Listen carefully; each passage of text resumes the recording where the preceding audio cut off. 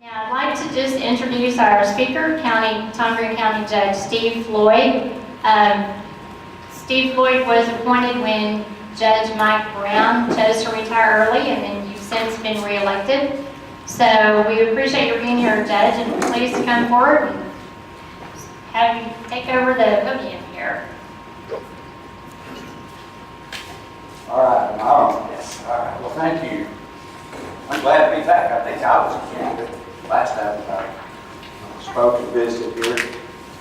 And Steve, I commend you. I don't think anybody could possibly lose an election. 1990, during that year, was the first year I ran for justice of peace. And since then, a lot of people have come to me and visited with me about running for particular offices. And I always try to encourage them. My philosophy is that it will be very positive because it will push you out of your comfort zone and it will expose you to people that you would never have met before, never started a dialogue before. And so I think it's hard to lose an election. I think there's always a person not going to do that process to lose. We hope to come again at some point in time. And thank you for your words to encourage me from the good Lord. I depend on Him minute by minute. He does guide me, and I need that guidance daily. But thank you. I'm going to try to give you a little bit of an overview, a little bit of a reminder about the structure of county government, the process of where we're at. I brought you some study material. We'll go through a little bit of that as we go. And I'm going to try to leave plenty of time at the end for questions. Pretty much nothing will be off the table of what you want to talk about. So I'll let you all guide the conversation from there. Again, county government is somewhat unique. We are primarily an agent of the state. We are directed by the constitutions, obviously the federal and the state constitution. Ours has been around, or the state constitution, for 141 years. She's been modified, moved around about 450 times, but she's still hanging in there, guiding us pretty well. And a lot of people think of it as an impediment to moving on to more progressive things. I think it's proven to be pretty successful within the state. From there, statutes guide what the county commissioners court and the county as a whole does. Federal, for one, obviously we have to follow federal law. Primarily, state statutes. They obviously guide us. That's where we get our marching orders. And then even local ordinances. So many of our facilities are within the city, and we try to comply with the statutes and the regulations set by the city as we do business.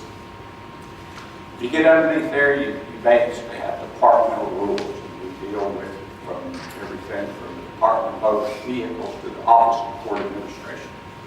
That has departmental rules that dictate a lot of what counties have to do. From there, we go to Attorney General's opinions that guide a lot of what happens. From there, court decisions.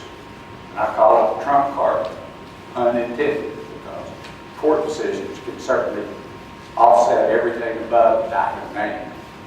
And then finally, unfortunately, we get to the most important people that guide and direct us, and that's our county taxpayers. So, y'all are down on the list. We're basically driven from Austin, primarily what we do. There are two rules where we differ than a city, unless there is some prohibition in law to keep them from doing it. They have ordinance authority, and they can pass ordinances. They don't rule it unconstitutional. They say you have to wear blue on Tuesdays if you choose to do that. If the voters vote for that. Counties pretty much are directed by two words, shall or may. And everything that I said earlier about our guiding principles has to fall somewhere between those two words, shall or may. We have no ordinance authority, very, very little land use authority for some very specific purposes. So we have somewhat of a defined mission of what goes on. About the county, we're about 545 personnel scattered of all types. That's elected officials, which most people don't realize there are 27 different elected officials within this county. And if you start counting them up, they're all there. We have another 18 or so department heads that are appointed. Now, some of them very small departments, like the records manager is a single person operation, but we comply with the State Library and Archives Commission on records retention and that sort of thing. And the rest of them are basically general staff employees, part-timers, visiting judges, everyone that's somewhat within the payroll somewhere, according to that. Primarily the elected, in a way, it somewhat creates a little bit of a challenge to personnel policies and things, because elected officials do not work for me, they work for you. You elected. They're somewhat autonomous in their operations. They're elected, obviously, constitutionally, most of them. We have a couple of county court law judges that are statutory in terms of nature. They were created by statute. They hold up their hand and swear to faithfully perform the duties and uphold the laws of the state of Texas and of this land. Fortunately, we have very passionate elected officials here. They are serious about doing their job. The Commissioner's Court job is to provide them the resources to do that. They have a mission. This last Monday, quiet general session, and fixing to start I'm sure a Monday quiet special session down in Austin, will pass many, many bills that will affect in some way each one of those 27 different elected officials and what the nature of what they do. It may be in compliance, it may be in reporting, it may be in sea change in the way that things happen. So they watch that process real well. Sometimes the unintended consequences won't manifest themselves for 2 or 3 months before it's dug out of page 78 out of this bill on this line. It requires a different operation. And there's people now working through that in various associations, and we're all going to have a legislative update that's probably been pushed some because of the special session that's coming out. And above all of that, Chapter 24 of the Government Code gives district judges general jurisdiction over the Commissioner's Court. Primarily what that means is if we do not provide the proper resources, or if we try to punish the elected official for their activities by cutting budget, restricting their access to resources, then that appeal is made to the district judges. They have dominion and they can restore any of that funding. The auditor is a big part of that process. The auditor works under a 2-year appointment at the pleasure and selection of the district judges.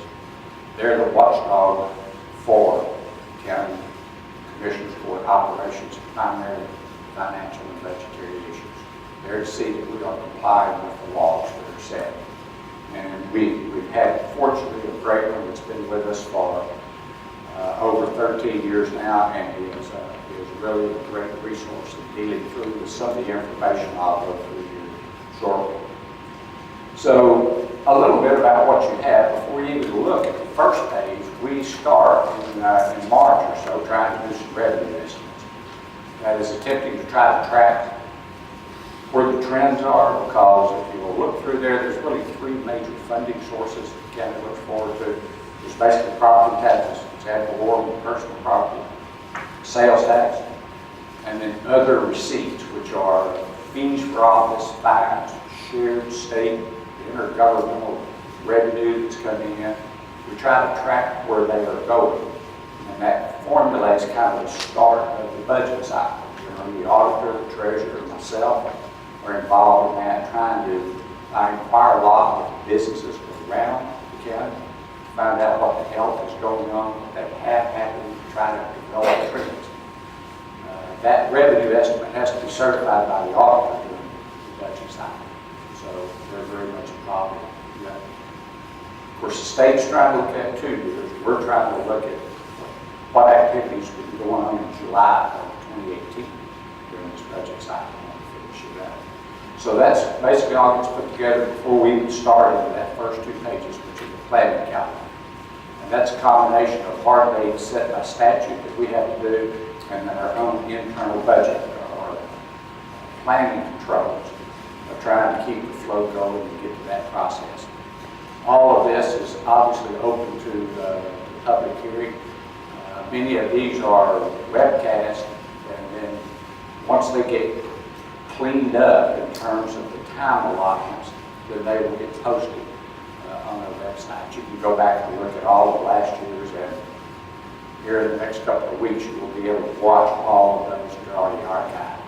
Part of the reason cleaning it up, we've got so much video now going on with the dash cams, the sheriff's office, body cams, all of the webcasting.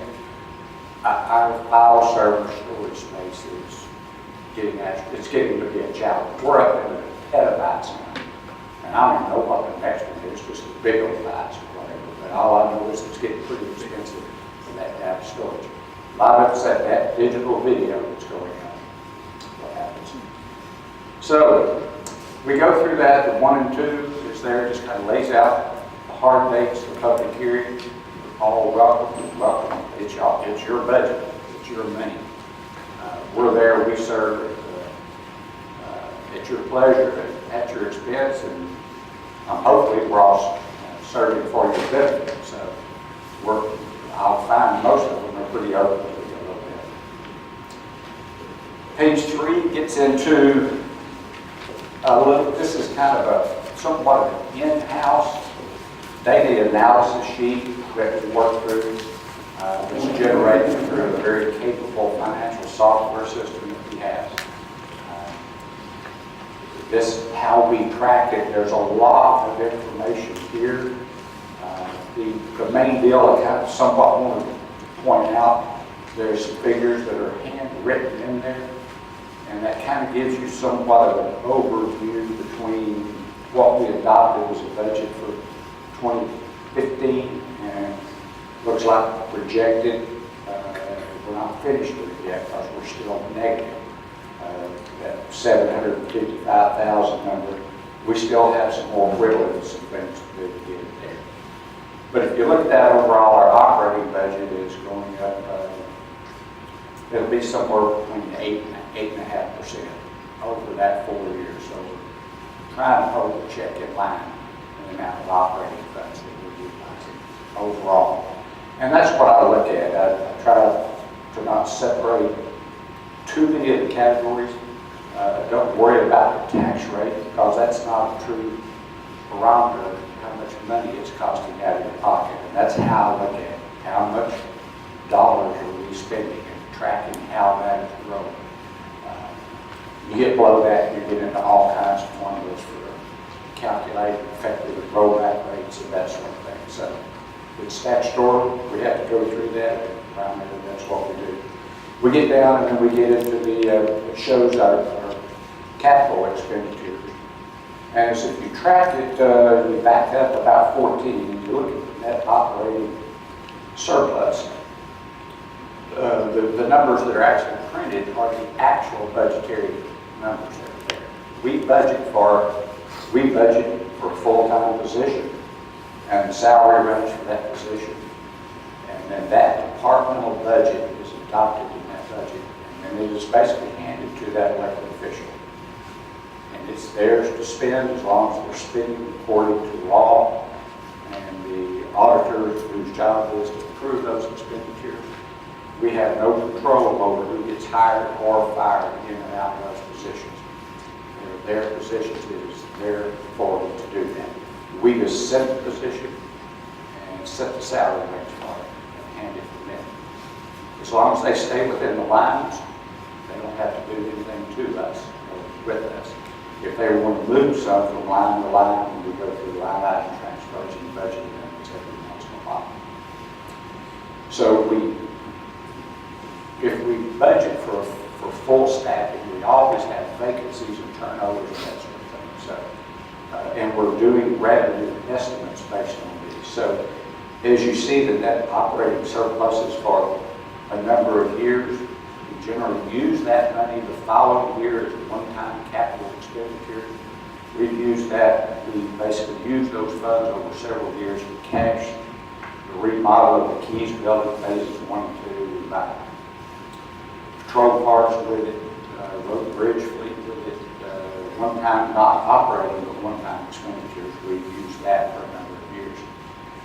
The only thing in FY17 that's going to make that a little bit different, it shows $2.48 million is a projected operating surplus. About $2 million of that is false money that comes from the sale of the Susan Peak Ranch at about $1.2 million.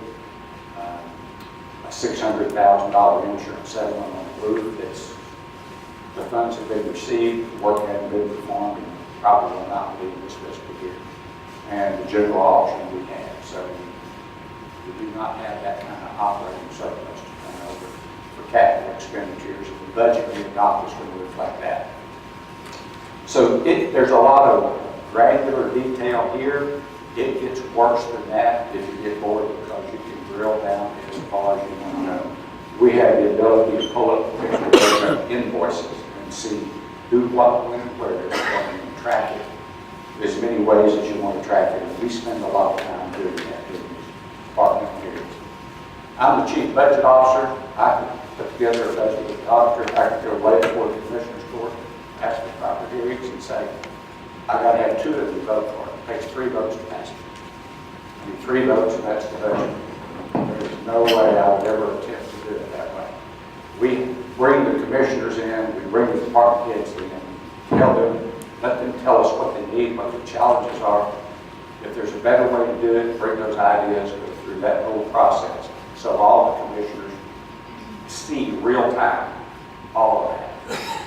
Now, occasionally, if they did this year, turn the auditor and I loose for a period of time to go through and clean up and make adjustments and bring them back to them, of which we specify before they vote on that sort of thing. And we have done some budget scripting the last 3 years. Our budgets are getting much tighter to actually reflect what our operating costs are.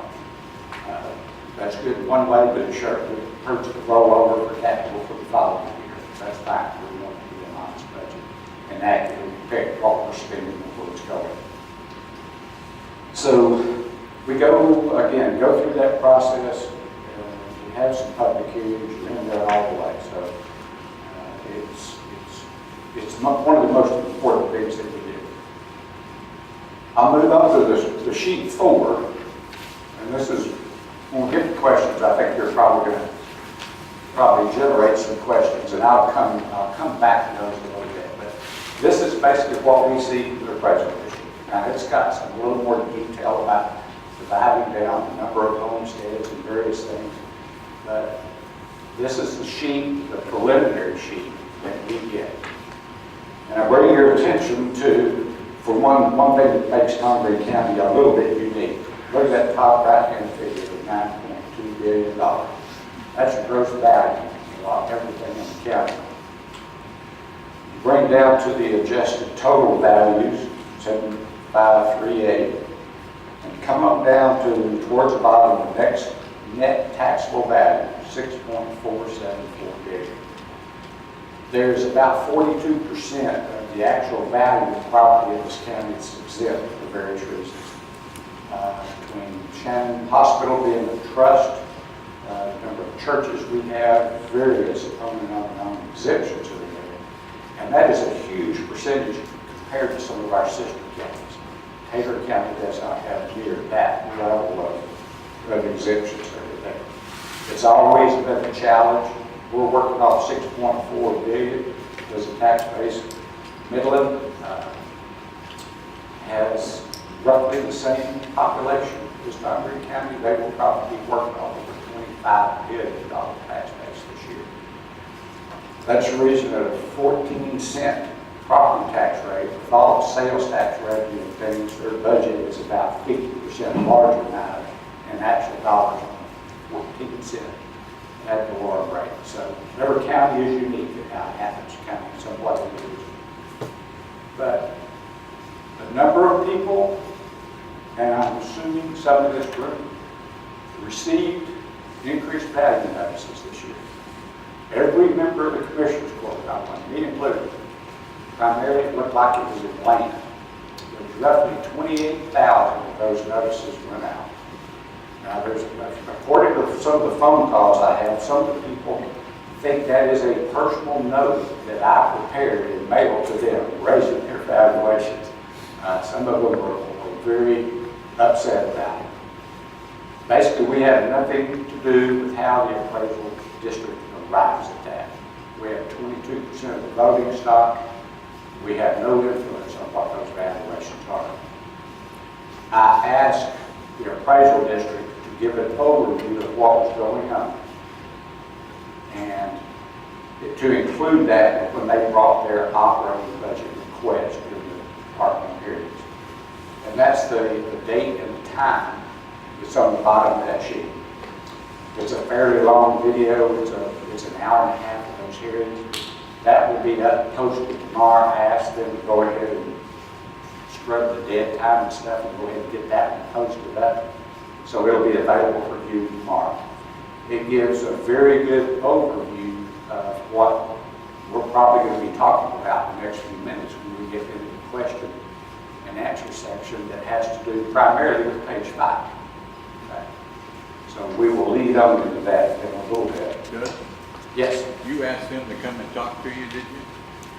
Well, they do every year and present their budget request. Okay. This particular year, I asked them because it was different. I know most of what he said, but I could not understand what was going on with land. Most of the calls that I was getting primarily had to do with the raw land value. And so that's what was a little bit foreign of what was happening, because I like to stay abreast. Do you know if they went to see the school system by chance? Have they talked to the school? I don't know if they actually go. I don't know if the school has departmental budget areas. Okay. The county does, and they every year come to us. I can't speak if they go make a formal presentation to them or the city. But obviously, the school district has the largest number of votes to elect the board out there. We're 22%. They're over 50. I mean, the city fits in between us two. I don't know, but it's you won't hear it from them. And I'll give you an overview. I'm not defending them, but I'm not blaming them. I'm trying to share it as the reality and the way that I see it. They are no longer in control of the property values in Tonga County. They are solely driven by the state comptroller's office. And we'll get into that here in a little while if y'all need to get into that.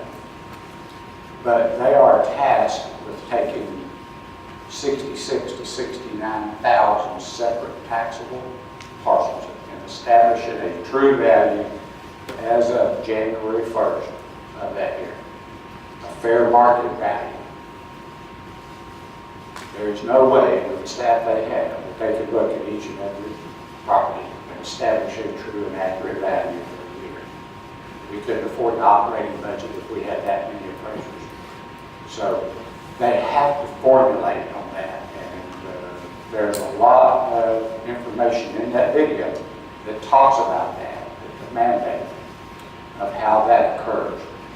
And so it gets pretty in-depth. It's I've been watching it now since 2005, since I became the commissioner, and tried to track it, even though we have no direct results of it. I wanted to understand how it happened. But again, this is what we got handed with. These are estimates. He will certify the tax rolls towards the end of this month, I believe.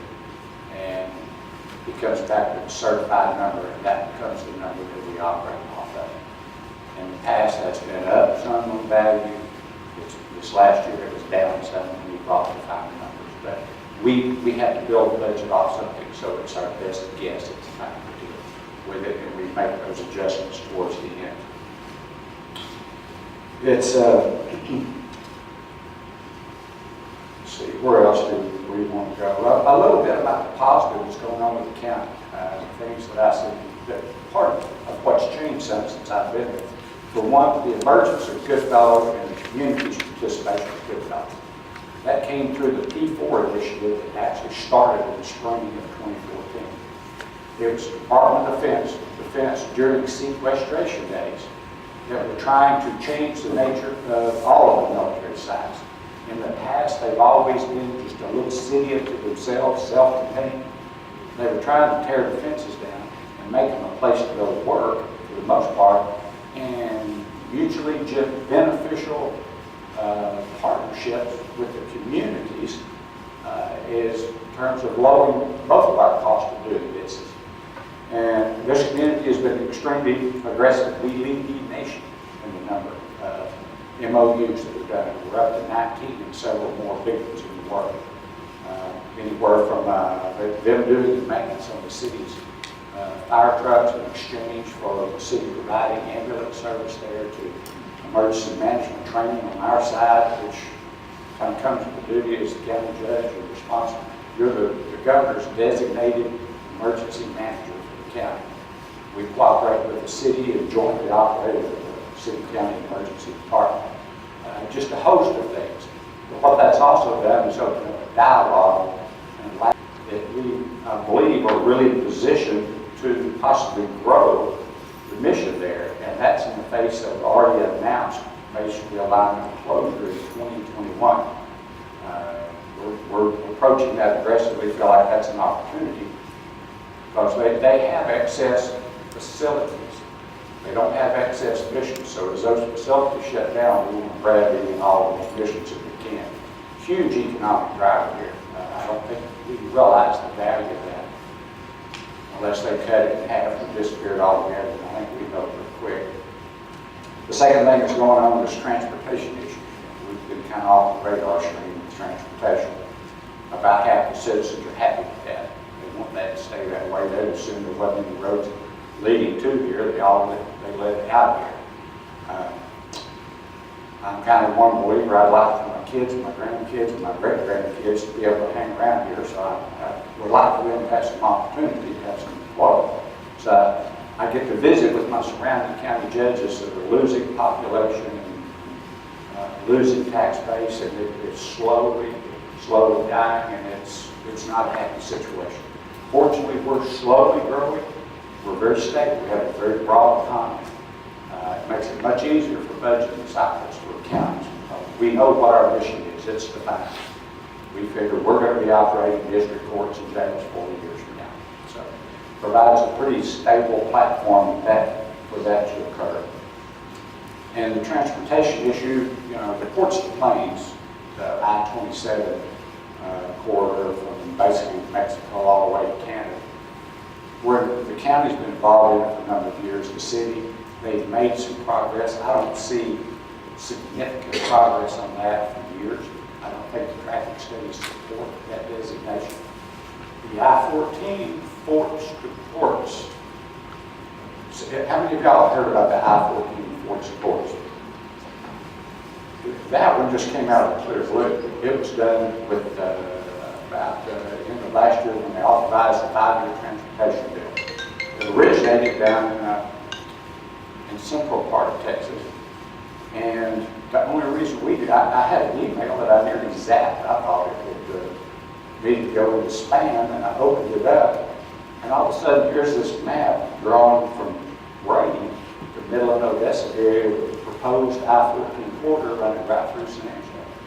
And I got to reading into it, and they had already had a designated I-14 route from 69 over on the other side of Fort Hood, all the way across from Brady, and then returned and went cross country down to Interstate 10.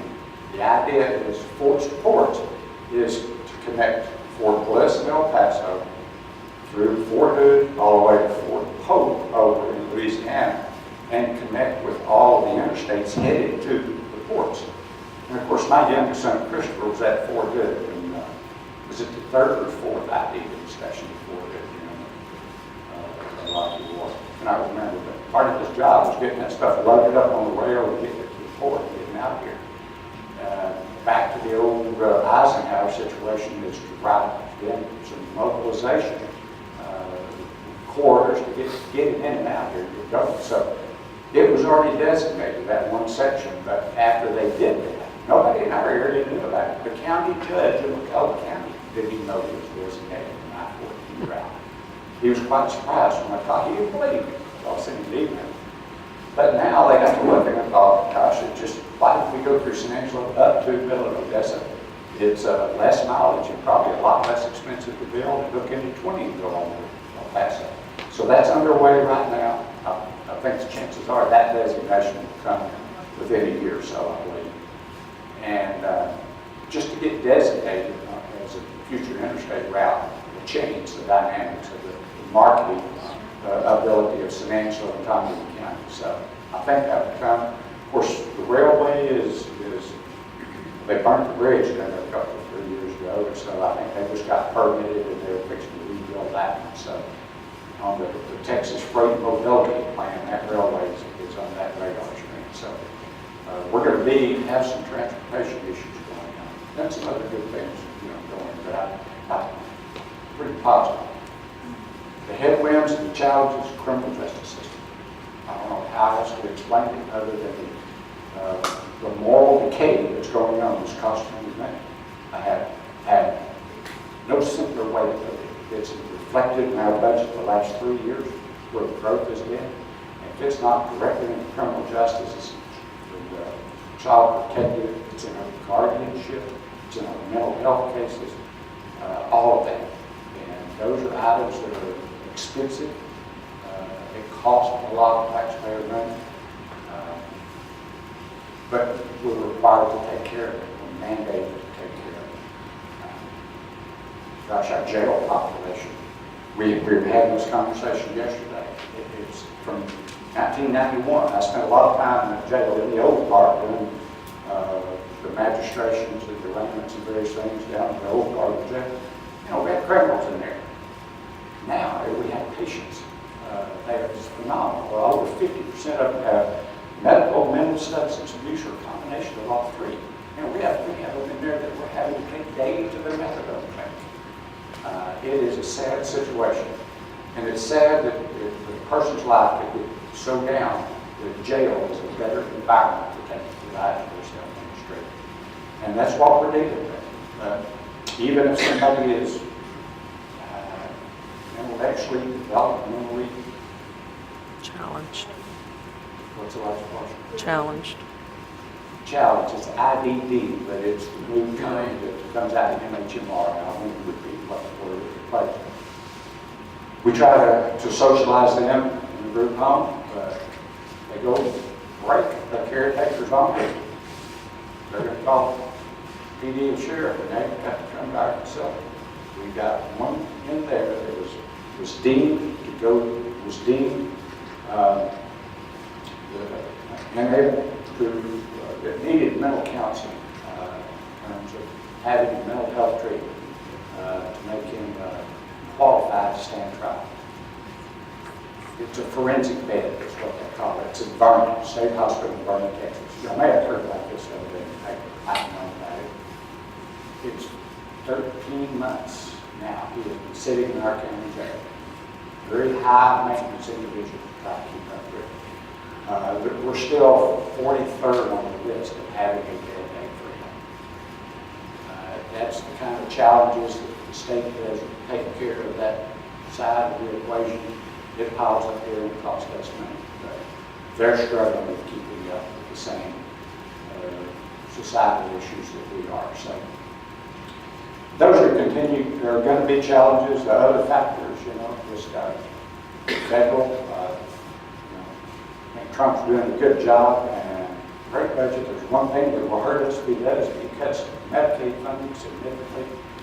We have a great situation we've had here with our hospitals dealing with indigent health care that 5 or 6 years ago was chewing us up. And under the Medicaid program, we've heard about the state won't fund enough to go draw down the federal dollars, but the locals can. So we do it with our indigent health care dollars we're required to spend. We send it up, $1 comes back as $2.40. And that's helping alleviate a great deal of the uncompensated health care that Shannon's trying to provide. And having that health care is an economic component to this community. So it's been a great program, but it's called the 1115 waiver. If that goes away, we're going to be scrambling trying to figure out a way to deal with that. And then, of course, what Austin does to us. Everything they do affects how we react to it. So anyway, that's kind of an overview of I'm honored to serve. I think we've got a bright future, and we've been insulated from a lot of the heartache that some of the other counties have had. So, with that, I'll leave it open. Like I say, wherever y'all want to go, I'll try to answer the best. That question just on, I don't know what the AC means up here where it says at the top of page 5 or 4. Judge, since we're not going to pass around a microphone, if you could repeat the question when you answer it so everyone can hear. Oh, okay. All right. Which page are you on? Oh, number of Next accounts. to last page. Oh, the last page? Yeah, the AC at the top of the page of the column. What does the AC mean? This one. Yeah, it says no AC. Up there? Uh-huh. That's the number of accounts. Accounts. So, Oh, I'm sorry, acres of accounts in terms of that. Let's talk about the agricultural side. okay, that's number acres, okay. That's not, it's acres, not people. Oh, okay. Go ahead. Well, we thought there were surely more than 9,680 people claiming us over 65 extension. on permanent days. But that's actual That seems acres. like excess. Yes, you're in that section down there that's the optional Right. exemptions. Well, above that's the statutory ones. The one right above that's the one that we voted on, referendum and constitutional amendment for the veterans. Uh-huh. The optional homestead, that's still an elected Congreve County exemption that we have. We're one of about 38% of the counties that still have that. And we'll hold on to it until that's right in my hands. And then one below that is the over 65, which was kind of dealing with, that was set in place 20 years ago with the Silver Haired legislature trying to, it was worked out there and it has not been revisited since then. So that's our optional exemptions that the county chooses to provide. My question was that people or houses or? But you said it's Generally, acres. units, the one above that, sometimes acres they call them units. So that there's roughly I looked up how many acres are in Congreve County at one time. And I cannot remember the value. So part of it's in productivity, part of it's just listing the ones that are under ag exemption. If they're laying fertile and unused, they're not represented in that. The total, they tell me there's about 69,000 different taxable parcels. Okay, I think those parcels, a lot of them have more than 1 acre in it, because they have an account number attached to it. So they do a very good job going through that in that video, explaining, because there's some little nuances in there that somewhat kind of get lost in detail.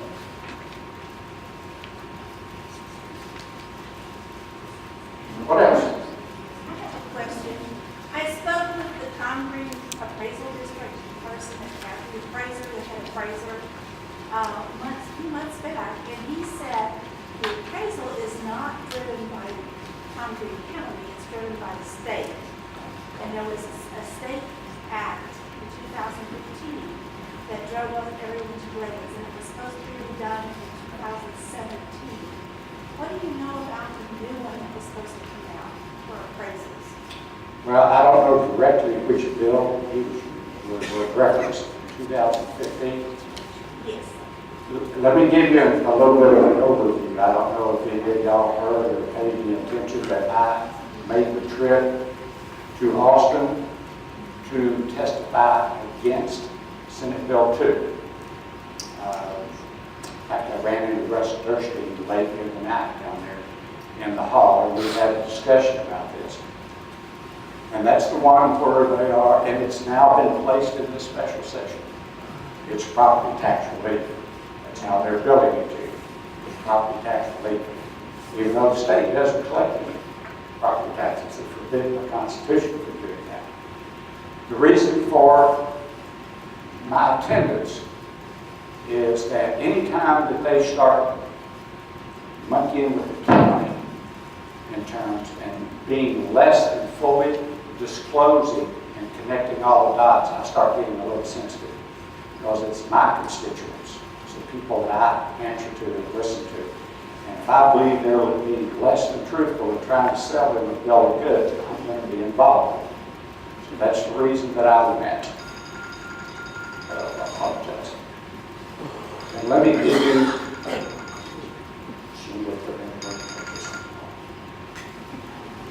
let me give you a little bit of a graphic example of what I'm talking about. That Senate Bill 2 was set originally in the early part of March. Right at the last minute, it got delayed to March 14th, which was right in the middle of South by Southwest and the Austin Stock Show and Rodeo.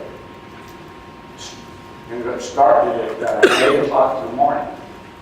It's a little hard to travel and get a hotel room in Austin during that period of time.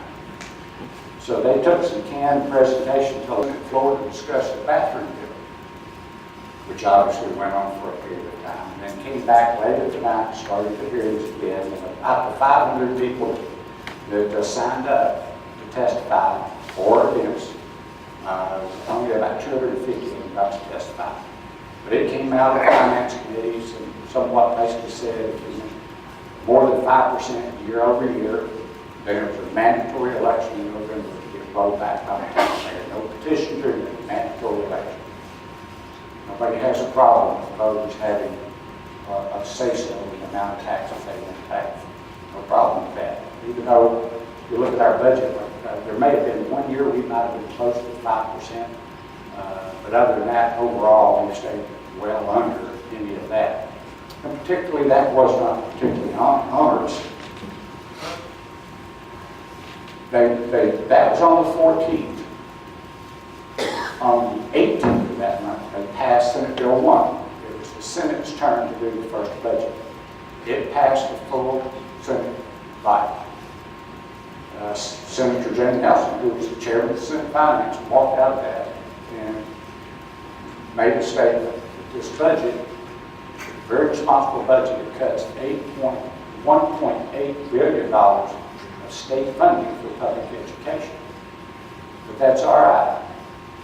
The total budget allotment expected for school funding was going to be up $4.6 billion because of increased local tax revenue for public education that fills up the bucket first and lowers the state's cost. Within 4 days of each other, that was her statement to that. Page 5 represents the memorialization of that out of TEA. And if you'll get down close to the bottom, there's some bracket numbers there to balance the state budget in terms of what they're going to appropriate for public education. You see the numbers over the next 2 years. 13.81% increased local property tax revenue to cover the needs for public education, even though the state cut the portion, keep lowering their percentage of the portion. You realize I'd nearly have to cut the county tax rate in half to make up the dollar impact that's going to have. So our position is if we are going to deal with property tax issues, which we are really willing and able, we just want to honestly at the table. Don't be telling my people you're going to give them property tax relief, and on the other side of your mouth, pass that stuff that's going to force them to pay more for school funding. We just do not think that's an honest approach to it. We rock along, it gets over into the Senate, over to the House. It finally gets scheduled under Representative Bond's group. It was a pretty contentious hearing, but by then it kind of moved more to a transparency bill. And I was down there for that, and get to hang around to testify because they only took about an hour's worth of committee testimony and broke for the full house and didn't come back till about 10:30 at night. And was kind of ashamed a little bit in the way I think Representative Bond was kind of handled, because I think the House bill probably could have had some traction. The only problem is his counterpart in the Senate, Senator Betancourt, had about 18-month head start running around holding these interim committee hearings all over the state of Texas. And it had made all of the elected officials in those areas mad because he held the hearings with a already established outcome of his hearing. He had no interest in hearing the challenges that we had. Also in that budget, the Senate Bill 1 budget, our indigent defense costs are astronomical, especially now. In the midst of all that, that budget cuts 6.5% of the state's funding to us, of which only covered 9% of its start. And had all audacity to cut 6.5% out of that. The problem doesn't go away. We're mandated to do it. Just because the state doesn't fund it does not mean it doesn't have to happen. Where am I going to go to get the money to cover that? You. That's the only choice that we have. It's just many of those things. Indigent health care, more compliance with guardianship, the Sandra Bland Act. It has some cost associated with it. It requires 24-hour psychiatric availability. There is a huge shortage of mental health professionals. It can only be able to be done with telepsych to deal with that. Now, we have MR here. We're not in a horrible position. Some of these other counties, they're going to have to set up telepsych. It's additional operating cost. So the state is, yes, they lower out the state budget, which is great. I mean, that's our tax dollars at work. But it doesn't do any good if they save no money there. I don't hear too many people complaining about state taxes. It's basically sales tax. I don't hear too many people complaining about state taxes. They sure do complain about local property tax, but basically they're shifting it down to me. That's the reason I get defensive for my local taxpayer. I want them to tell the truth. The last thing that I did is in discussion with the governor's office when he was talking about before he called a special session. One of the legislative aides out of Drew Representative Gardner's office now works in the governor's legislative aid office. She happened to actually phone the House shortly after they went through their version of the property tax supposedly bill. They passed HJR 73 by a wide margin in the House. Sent it over to the Senate. It got shut and never even got to committee hearing, not even reading in the committee hearing on the Senate side. What HJR 73 did, it's an unfunded mandate prohibition referendum to be placed on the next November ballot. If you want to talk about getting voter approval to how much money they're going to spend and control their property tax dollars, that is the vehicle to do it with. It would put it on the ballot and give you the opportunity to vote and say, state, you can't pass any more requirements unless you identify funding source. Basically usurp some of their centralized control from Austin, mandating things happen, but not giving us a way to pay for it other than me to come get it from you. And we're trying to manage it as best we can, but I get a little sensitive. So what I told her, I said, please ask the governor to put this off, property tax issue off to the next session, next year. Give us an honest seat at the table and we'll help you fix it. If you think you care about property taxes, you ought to be the county judge. Whether I'm sitting in the pew at church or I'm in the restroom at the restaurant, I'm going to hear about property taxes. We understand it. We live it every day. But it is the mechanism that's been given to us to fund what we do, and the schools for the most part. So discussion needs to be out there. I don't know how to fix it. I really don't. But that's the reason I took the position I did. It was trying to advocate for my local people about Well, pressure. you're talking the percentage, I'm talking the appraisal, and those are coming from the state. So if you could please check that out and see where with the appraiser and find out where those rates are and let us know, because the appraisals are coming from the state, not from the county. I'll follow up on that. I think I just figured out probably what you're talking Yeah, about. I'm talking appraisals. Right, yes. All right, let me match up a couple of things here. The state comptroller certifies the budget for the state, much as the auditor has to certify the budget we manage. They also basically manage and control the appraisal districts. In 2015, I think what he was talking about is they started separating land from its improvements. And in the statement here, they said that basically vacant land or land that has structure on it should not have any difference in value. So they're trying to pull that out and separate it. Nearly everyone I spoke to was about their land value had changed. I had some that doubled. I had one guy that told me it went up 1,300%, which if that was $10 to $130, you wouldn't be too concerned. But when it went from 100,000 to 1.3 million, it gets you a little excited. He was about to spit his teeth out about that. But they went and checked, and they're working on that. But it is, and that's part of what he is trying to describe in that video that he presented to us, is explaining how that separation is going. They don't agree with it. That's the rules that they're making. The way the state will make this property tax revenue move up.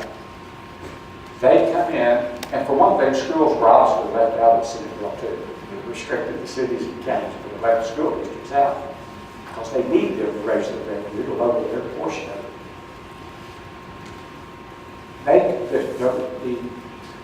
The comptroller's office comes in and does confidence studies within the appraisal district by school district. And that's crucial, by school district.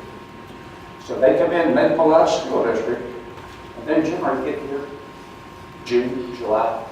They pull out the comparable sales that's occurred during that year, the first 6 months of the year, and pull out a representative value that they have actual sales, represents what the sales price is. And they compare those back to the values that their own tax rolls are. They're required to be within 95%, or they're out of confidence.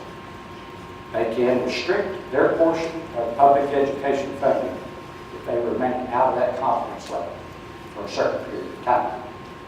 So, at the risk of shorting the school districts, their funding, they're trying to walk a fine line. Last year, they went through the 4-step period process to judicial determination, defending their lower values against the state, saying those values were too low, and lost all the way. And they shared the other day when they were here that they've been through 14 levels of hearings over the past 3 years and haven't won of them yet. So that's how they control it. They come in, they create these formulas, kind of selectively pick, and then that develops a median price of the formula. They go apply to everything else. And if those, at one point in time, he said houses were appreciating more than 1% a month here in certain areas. You're out 6 months and you pull a sale out, yes, it's going to be more than 5% of what you're supposed to have on January 1st. So they're under incredible pressure and incredible direction trying to comply with this. And it really started in 2005 when they changed up the school financing, and the state supposedly picked up 50 cents of your $1.50. At that point in time, the total operational rate in Texas was limited to $1.50. They took 50 cents of that. They allowed locally for operations for a local option an additional 4 cents. Nearly every school district's at $1.40. So if they need more tax revenue, they only have one place to go.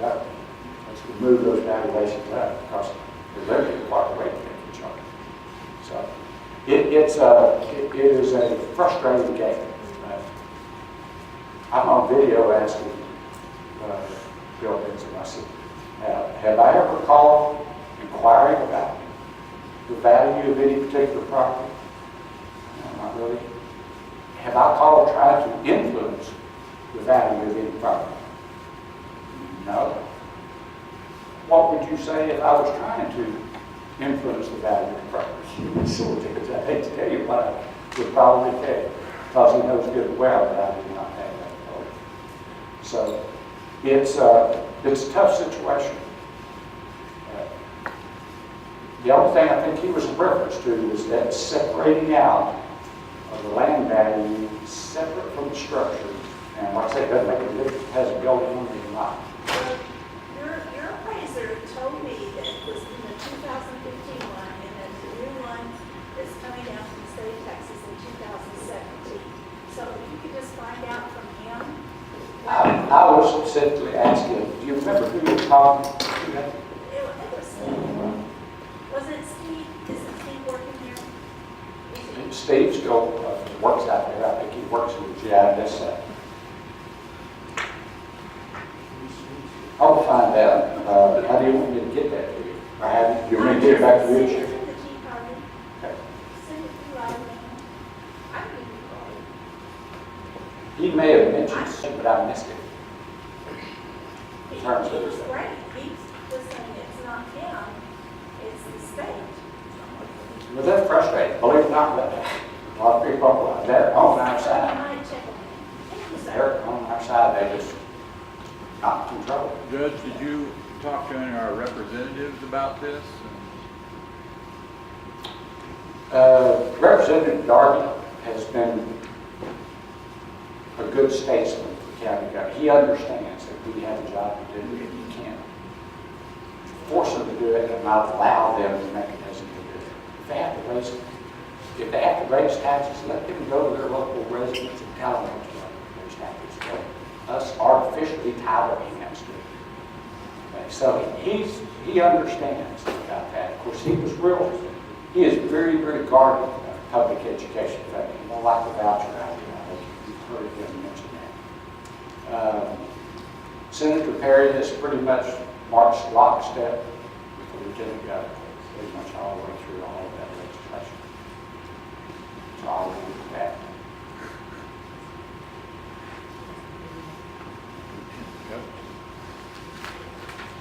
I do want y'all to think about something. And I kind of challenged the economic development portion of the chamber meeting. I asked her a couple of weeks ago. Whenever I said some of the commentary, part of it came out from the Legislative Council for the Judges and Commissioners Association of Texas. Talk about Texas being 46th in the nation of local and state tax impact for residents. 46. Now, I know they can slice and dice, data to kind of raise it, but we've always known we're a fairly low taxed state individually. Nobody likes property taxes. What we live on with this Constitution is 141 years old. But it got me to thinking, have we allowed, I guess the term property tax, to focus on that too much? As we go forward, as a citizen, how do we want to be taxed? How do we want to cover these functions about mandating? I know public safety is real high on this part of this. They want us to keep up with the records. They want good records. They want these things. They want good public education. But it got me to thinking, if you live in the city limits of San Angelo, Texas, for 2.5% of the value of the property you own, you're going to pay your local ad valorem property taxes, along with another, I think the per capita is about $3,800 a year in sales tax. Some of it's local, most of it goes back to the state. For that, the kids get educated, get fire, police, ambulance, roads, libraries, parks, records, courts, all of that sort of thing. Is that a value or not? You know, most people are paying more than that in interest on the mortgage. So is that a value or not? The other options are, and other states have a whole mixture. You know, we have a lot of users fees in the state. Do you trust state income tax? It's pretty easy at the state level to tick that up 0.1%. Do you want to do it with state income tax? You want to do it with sales tax, consumption tax, whatever you want to call it, value added tax. I don't know. It is a great discussion to have. It's a tough discussion. School funding has been a hot button issue in the Texas legislature for years. They really got to be thinking, is there a value in what we're paying, what we have now? And can we do it better? Can we do it more fair? And I think that discussion is going to come to a head. I think it's going to be forced over the next couple of sessions over this hot button property tax issue. It'll come to the forefront, and I think some of those decisions are going to have to be made to people to decide how they want to fund this thing. Or do they not want these services? Do we just cut those out and not do them? What do you want to have to say so? And that's the reason that HJR 73, the unfunded mandate deal, is such a fan of us in local government. It gives you a voice. Is that something that interests you? You want Austin making you do something that you're going to have to pay for a local without sending funds down? I don't know. I think it's a good discussion to have. I don't know the answer. It's way above my pay grade. But I do like just trying to deal with what I've got and what's given to me by the rules and know what I've got sitting down there that I've got to do. I think we've got 70-something scattered today in about 6 different county jails that we can only put model prisoners in. You know, if they got even medical or behavioral issues or anything, they won't take them in the other jails that we're contracted with. If they start causing problems, they just pick up the phone, tell us to come get them. We got to go get them. Yes, I'm sorry. Do you have any idea what we're actually paying in for unfunded mandates? What dollar amount is going into unfunded? I have an analysis that was done for like the top 6, and it varies so much from county to county to county.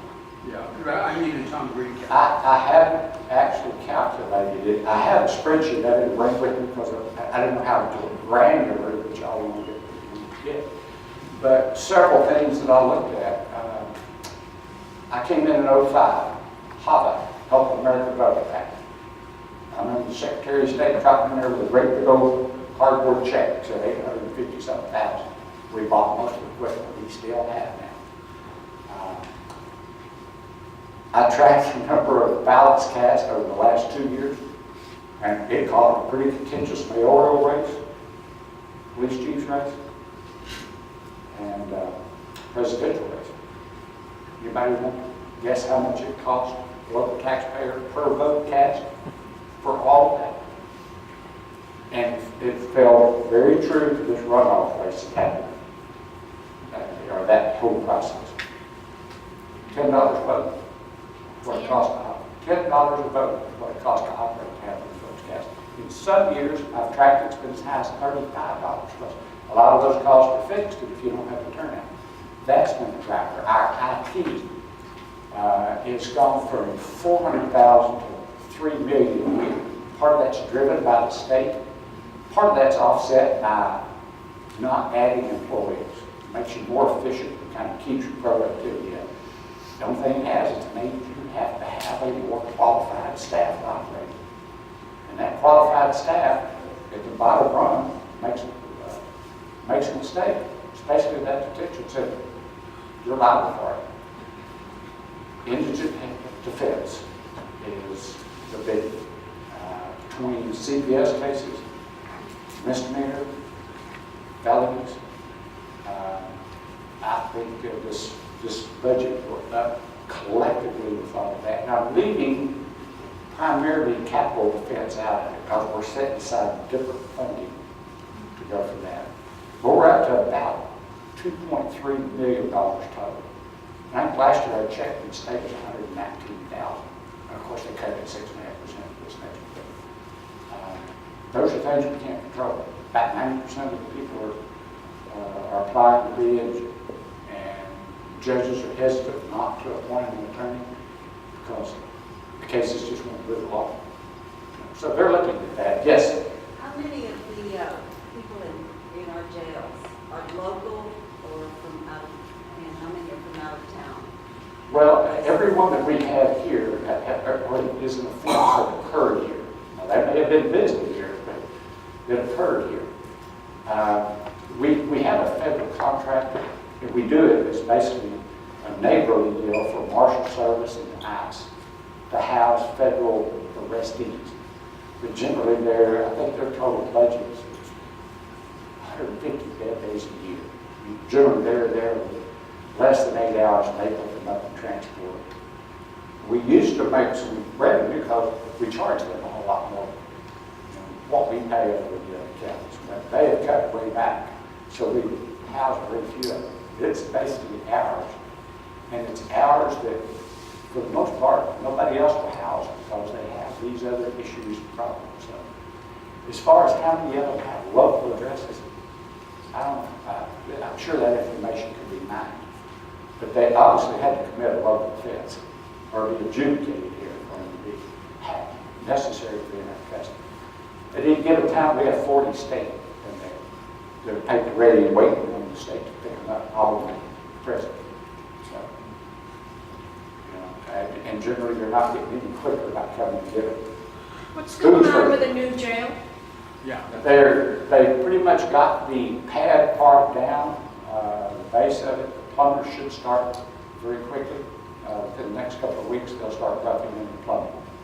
So they have a very aggressive construction schedule, and I'm hoping they're faster than that because it sure give us some relief about what's going on. And we're back. Do y'all want to talk about the capital stuff? Because we did borrow a lot of money to do those interesting. Y'all want to hear about that? 58 million? Oh, we're more than that now. Of course, I came in December of 13. We started our budget cycle for the 14 year, kind of discussing it, and we were going to retire the last of the debt that we had borrowed primarily for the 3020 bill now for CSCD. And we knew we had some needs problems, some things we needed to do. We knew the jail was sitting over there. We had digging into it for a long time. We were having issues with it. Everybody you kind of want to ignore the jail. They're just not fun things, not popular things to have to deal with. And of course, the district judges have been after us for a long time because it's a 1928 building. It hadn't been touched since the early 80s. It's now got 4 district courts crammed in it. Since then, they've had a 5th cluster court added, plus the Title IV pastor, plus the visiting judges, and they were out of room and had ventilation issues and all kinds of stuff. So they were with some relief. So we formulated 2 different committees, and they did needs assessment. Both of them hired some architects to do some evaluation of the building and go through all of that. What emerged out of that is there was 5 different options having to do with what we do with the jail. I told them I wanted a 50-year plan. Maybe phased, but I want to know 50 years because since I came in 91 as a JP, there were a few years arguing about the jail and how to deal with it, what you're going to do, where you're going to move it, and various things. And so let's look at a plan that can just be phased. Let's get the core down. We know where we're going to be, plug and play. So give me a 50 or 60-year idea. What emerged is out of everything doing downtown. We could have spent $25 million and probably added, redone part of the old stuff that really had some structural issues and added enough capacity to kind of stay on that block.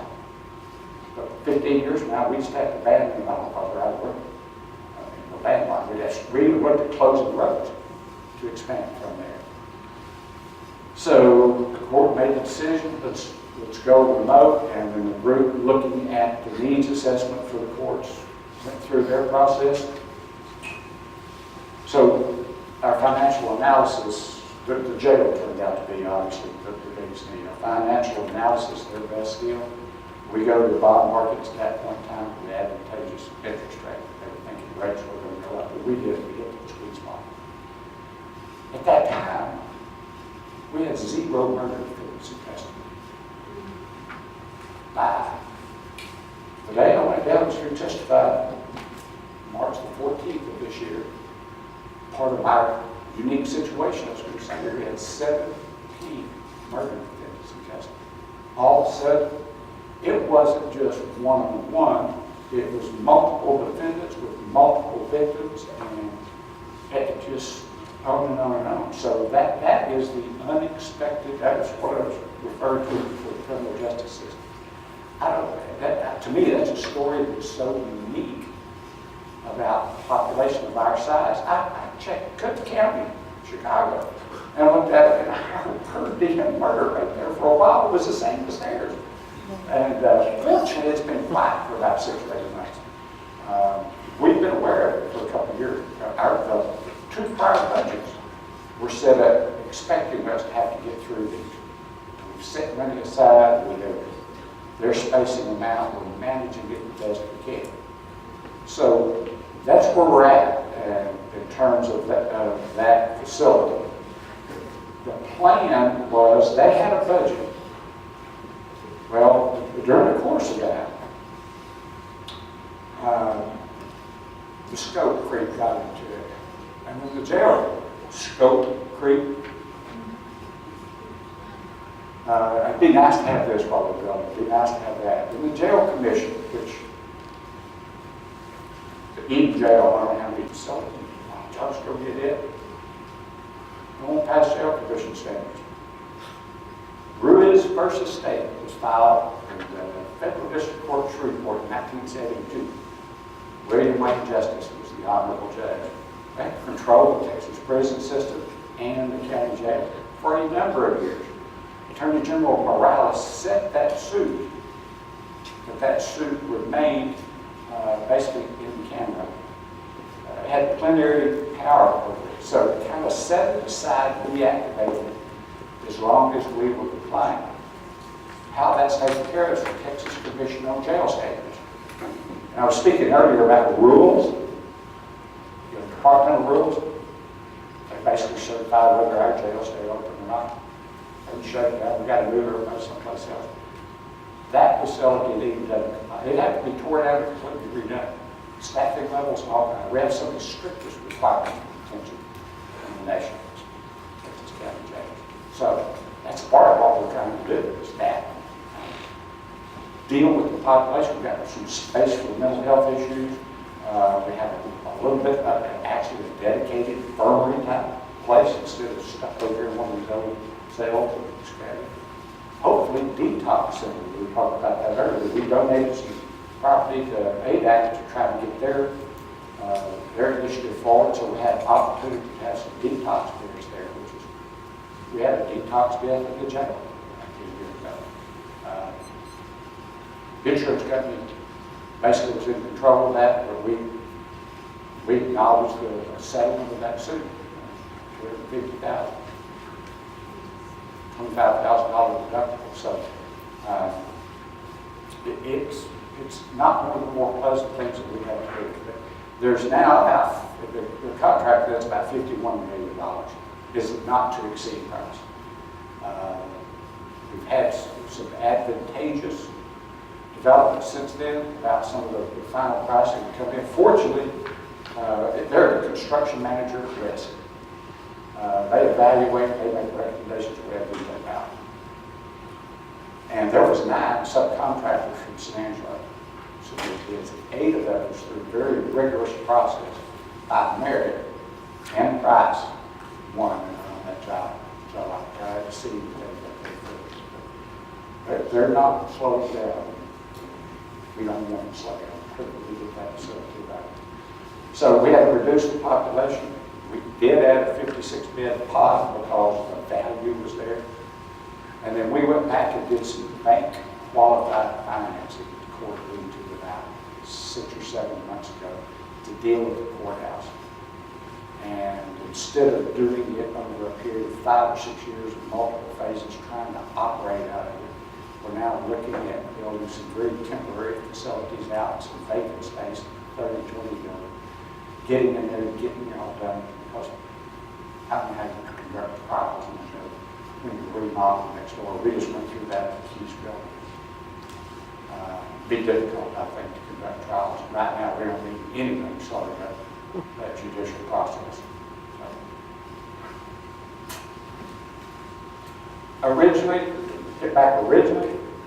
we thought we could keep this within our overall tax rate.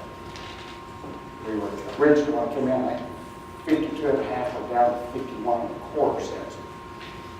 That's still our goal, is to keep it within that overall 51.25 cents. But some of the issues that's going on, I'd also talk about the increase in some of that funding, some of our operating costs. I don't know if we're going to be able to get this budget cycle or not. We're going to try to get there. So the sheet you see is a working budget. It's not settled yet. So anyway, that was my goal, was to keep that construction, keep it within our overall tax rate. So somewhat honest. Well, Judge, thank you.